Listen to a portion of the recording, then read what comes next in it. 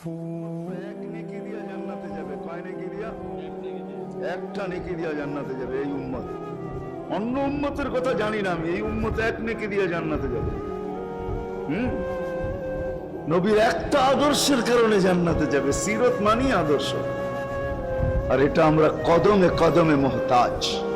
কেননা এই ছোট জীবনটা যদি গ্রহণযোগ্যতা পর্যন্ত পৌঁছাইতে হয় আল্লাহর কাছে, চাই নারী হই, চাই যুবক হই, চাই বৃদ্ধ হই, যেই মানুষই হই না কেন, যেখানেরই হই না কেন, যেই বাসারই হই না কেন, যেই বর্ণেরই হই না কেন, যেই পেশারই হই না কেন, যেই সোসাইটিরই হই না কেন, এই জীবনটাকে যদি গ্রহণযোগ্যতা পর্যন্ত পৌঁছাইতে হয় কার কাছে? দুনিয়া আলাদের কাছে না, মালিকের কাছে, যিনি এক ফোঁটা পানির থেকে অস্তিত্ব দিছেন, যার কাছে আবার আমাদেরকে ফিরা যেতে হবে।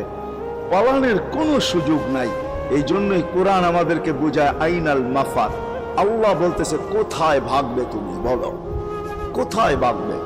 কবির কথাই সত্য, যদিও নাকি পালাও তুমি আকাশেতে লাগিয়ে সিঁড়ি লাগাও, যদি আকাশে চলে যাও তো আল্লাহ বলে তোমার পাগার কোনো সুযোগ নাই। কেননা ইল্লা বিসুলতান, ওইখানেও আমার রাজত্ব, এইখানেও আমার রাজত্ব, ডাইনো আমার রাজত্ব, বামে আগে পিছে উপরে নিচে সর্বত্র আমার রাজত্ব। আমার রাজত্বের বাহিরে যাওয়ার ক্ষমতা তোমাদের নাই। দ্বিতীয় কথা এটো, আইনা আনা মাআকুম আইনা মা কুনতুম, যেখানে যাবে ওইখানে আমি সঙ্গে থাকব। আমাকে দূর করতে পারবে না, যদি করো তাহলে তুমি থাকবে না, তোমার অস্তিত্বই থাকবে না। কেন আমাদের ভিতরে আল্লাহ নাই বটে,